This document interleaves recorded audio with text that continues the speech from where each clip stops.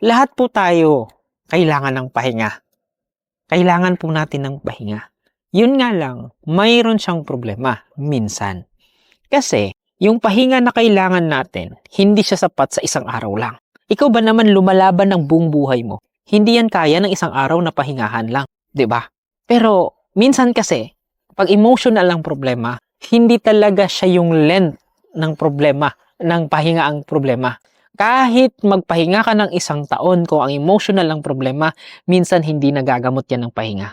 Because emotional na pagod is kadalasan ang gamot dyan, yung nag-cause ng pagod.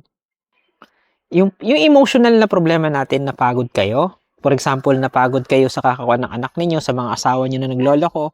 To be honest, kahit isang taon po yan na magpahinga kayo, hindi yan basta-basta nalulutas, nasusolusyonan. Bakit? Ang makakasolusyon lang yan, kalimitan, bitawan mo, or yung taong gumagawa na napapagod ka, magbabago sila. At sumasang-ayon na yung bagay na gusto mo, dapat nilang gawin. It means mayroon na siyang harmony.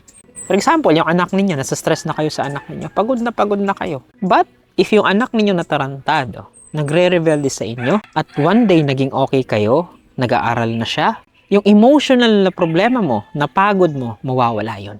Magiging okay ka. Sa totoo lang. Hindi po basta-basta nakukuha. Pero minsan, kailangan mong ipahinga yung katawan mo at saka yung utak mo para mas makapag-isip ka kung ano yung gagawin mo sa emotional na problema mo. Pero kapag tinuloy mo ng tinuloy, pagod na yung utak mo, pagod na yung katawan mo, pagod pati yung emotional mo, minsan susuko na tayo. So please, we need to take rest. Tandaan ninyo, lagi kong sinasabi sa mga estudyante ko na hindi masamang magpahinga. Instead na sumuko ka, magpahinga ka. Sa totoo lang, we need to take rest. Hindi lahat, kahit nga siguro robot, kailangang magpahinga eh. Hindi yung rest na parehas sa atin. Pero kailangan pa rin nilang magkaroon ng time na hindi sila paandarin. Kasi umiinit sila at sa time na umiinit sila, nag-u-overheat sila. At pag nag-overheat sila, masisira sila. Ganun din tayo bilang tao.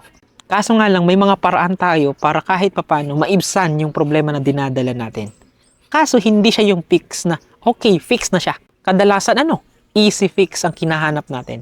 Sa totoo lang, iinom tayo, lalaag tayo. Yan tipo bang panandali ang kasiyahan, panpalit sa hirap na nararamdaman. And that's, sometimes it's so good, but hindi niya talaga naayos yung problema. Hindi niya po naayos ng tuluyan yung problema.